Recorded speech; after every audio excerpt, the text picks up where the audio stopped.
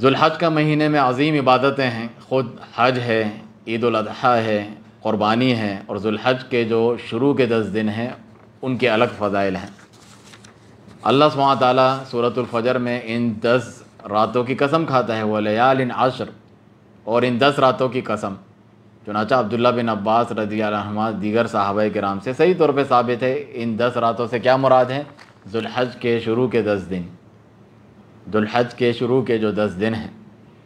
اس تعلق سے خود رسول اللہ صلی اللہ علیہ وآلہ وسلم کی براہ راست حدیث ہے صحیح بخاری وغیرہ میں کہ ما من ایام العمل الصالح فیہن احب الی اللہ عز وجل من هذه الایام العشر، کہ کوئی بھی دن ایسے نہیں ان 10 ذوالحج کے دنوں کے علاوہ جس میں نیک عمل کرنا اللہ سبحانہ تعالیٰ کو سب سے زیادہ محبوب ہو۔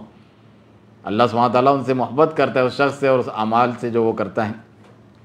تو صحابہ نے عرض کی وَلَا الْجِهَادُ فِي سَبِيلِ اللَّهِ، اللہ کے راستے میں جہاد کرنا جو فضیلت والا عظیم عمل ہے کہ انسان اپنے جو ہے جان ہتھیلی پہ لے کر جو ہے اللہ تعالیٰ کے کلمے کی بلندی کے لیے جو ہے لڑتا ہے، کیا وہ اس سے بھی افضل نہیں؟ کہا جہاد فی سبیل اللہ سے بھی افضل ہے۔